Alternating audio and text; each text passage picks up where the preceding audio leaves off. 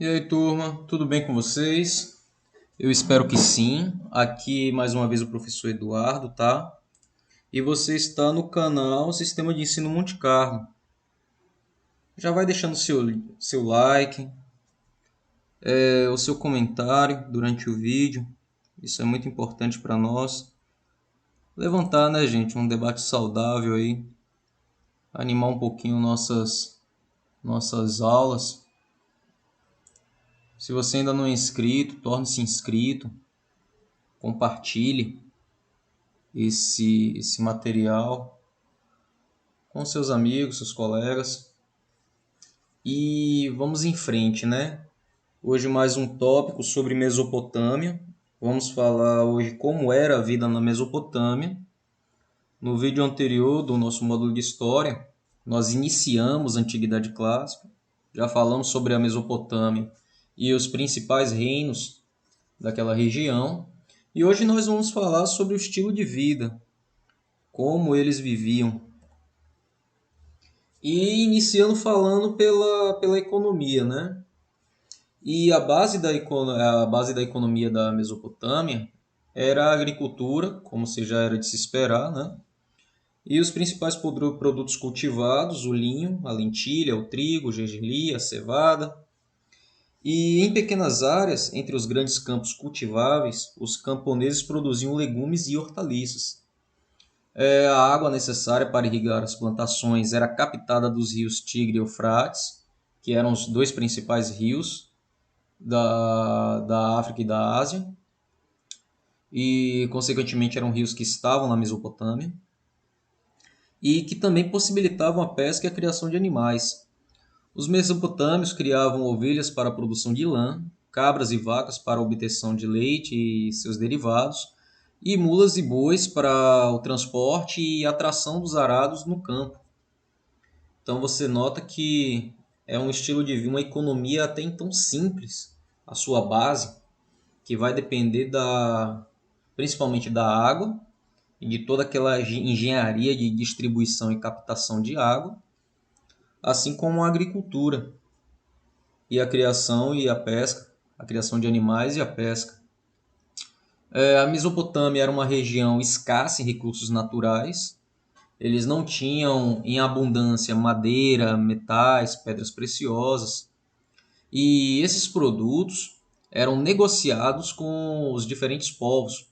O excedente da agricultura e o artesanato servia para, numa transação comercial, ele adquirir esses produtos da qual a população da Mesopotâmia, os impérios da Mesopotâmia, eles não tinham acesso fácil na sua região. Inicialmente, os povos mesopotâmicos trocavam seus produtos agrícolas e artesanais pelos artigos que obtinham de fora. E com o crescimento das cidades e o aumento das atividades comerciais, peças de metal passaram a ser utilizadas como pagamento. Que peças de metal eram essas? O ouro e a prata cunhados na forma de moeda, ou até mesmo como um objeto simbólico que representasse valor. Até para o comércio, os rios eram importantes na questão de deslocamento. Eles serviam de vias para a circulação de pessoas e de mercadorias, enquanto o transporte por terra era feito no lombo do animal. Então, o rio ele vai trazer até uma dinâmica para esse fluxo populacional de mercadorias. E a sociedade, a população social da Mesopotâmia estava dividida em dois grupos. Eram basicamente escravos e livres, sendo os escravos a minoria dessa população. Eram prisioneiros de guerra ou pessoas livres que haviam vendido ou sido vendidas por suas famílias para os mercadores de escravos. Era questão na época a possibilidade da pessoa se vender como escravo para saldar dívidas. Tá? A maioria das pessoas escravizadas viviam no meio urbano e a economia não dependia diretamente da sua mão de obra. Então o escravo era como uma consequência econômica e social, mas ele não era a base, tanto que ele era a minoria na sociedade. Já a população livre, que era a maioria, mas entre as pessoas livres havia uma grande distinção social. Ali sim é que vai imperar o preconceito. O preconceito ele ainda não está focado na escravidão, mas na própria sociedade livre, que dependia da origem familiar, do ofício que exercia e do local em que vivia para alcançar algum tipo de destaque ou prestígio social. E como acontece hoje, haviam ofícios mais relacionados ao meio rural e ofícios próprios do meio urbano. A vida no campo, na Mesopotâmia, e as grandes cidades-estados eram circuncidadas por várias aldeias rurais. As grandes cidades, as cidades-estados, o centro administrativo, era circundado, era rodeado por aldeias rurais. E no campo, as pessoas se dedicavam à agricultura e à criação do gado e ao pequeno artesanato, sendo que as pessoas mais pobres, que não tinham a sua própria terra, prestavam serviços diversos como vaqueiros, carroceiros e pastores para as famílias em período de muito trabalho, principalmente na época do plantio, da colheita, e isso era feito em troca de pagamento. Ele não tinha terra, ele não tinha como produzir, então ele se ofertava como força de trabalho, como mão de obra nas terras de alguém que estivesse exercendo plantio ou colheita. É importante observar também que a terra, a propriedade rural, a propriedade, você tem um terreno, vai determinar o seu grau de influência econômica, sendo que o foco mercantilista ele ainda não foi desenvolvido. Em certas áreas da Mesopotâmia, algumas famílias concentravam terras e formaram grandes propriedades ocupadas com pomares e rebanhos. Era normal parentes, agregados e conhecidos juntarem seus terrenos para assim criar uma grande propriedade, né? E essas grandes famílias proprietárias conquistaram riqueza e destaque social. Parte do que era produzido nos campos da Mesopotâmia destinava-se ao pagamento de impostos aos palácios e templos. Outra parte era negociada entre famílias de diferentes aldeias e também com as cidades. As intensas trocas permitiam uma grande diversificação de produtos consumidos, tá?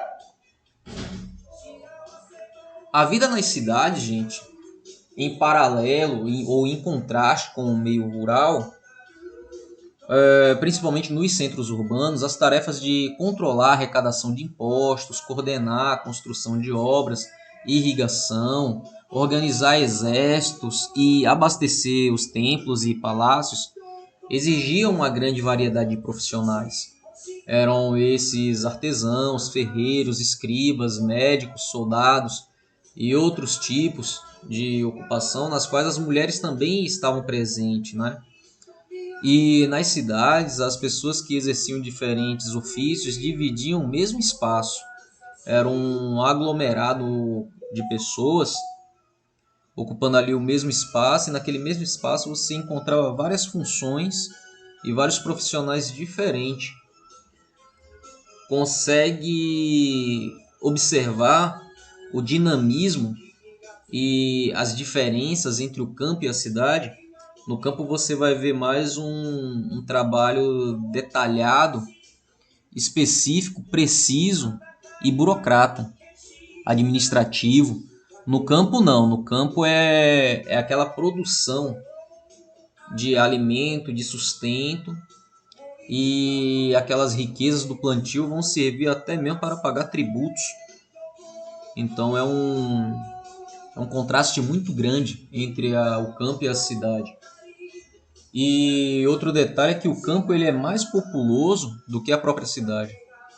A cidade ela vai ser um aglomerado de gente, mas a população maior da Mesopotâmia ela vai se concentrar no meio rural. Marcelo Reid, que é um pesquisador, ele tem um texto que eu extraí para exemplificar o exemplo de causa, na verdade, de como era as cidades da Mesopotâmia. E esse trecho de Marcelo Reid diz o seguinte: A população das cidades distribuíam-se pelo Palácio Real, pelos templos e pelos bairros. Na verdade, nenhum desses lugares era exclusivamente residencial, pois os imóveis serviam para várias atividades ao mesmo tempo. A moradia do rei era também o centro da administração política e continha armazéns e oficinas em seu interior. O mesmo ocorria com os templos que, além de locais de culto, serviam igualmente a inúmeras atividades econômicas. E nas casas que formavam os quarteirões, misturavam-se moradias, oficinas de artesanato, armazéns, locais de comércio e currais, muitas vezes num único prédio. Consegue observar nesse trecho de um texto do Marcelo Rede que organização quase não existe. E era realmente um aglomerado de pessoas com diversas funções ali na sociedade, onde até o Palácio Real ele agregava muito da administração e do comércio da Mesopotâmia. Não existia uma organização e um direcionamento, estava tudo ali junto e reunido.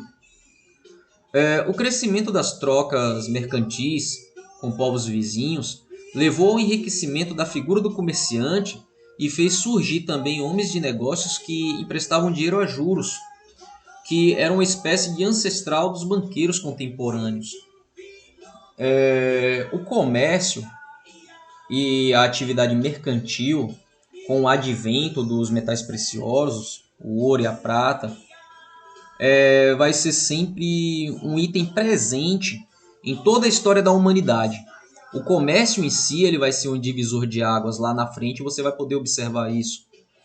Quando nós falarmos em Idade Média até a Idade Moderna, que é quando vai se desenvolver a figura do burguês, o comércio e o mercantilismo. Então, já na Mesopotâmia, esse embrião comercial, esse embrião mercantil, ele já vai estar presente.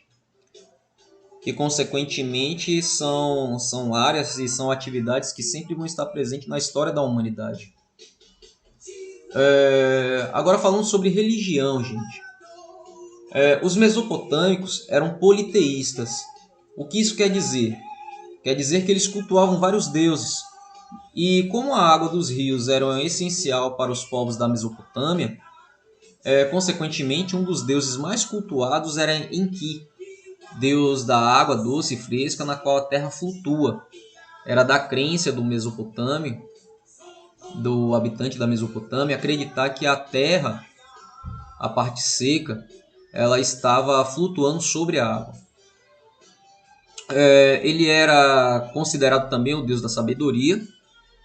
E entre as principais divindades cultuadas pela população da Mesopotâmia, podemos destacar An ou Anum, que é pai dos deuses e protetor da cidade de Uruk.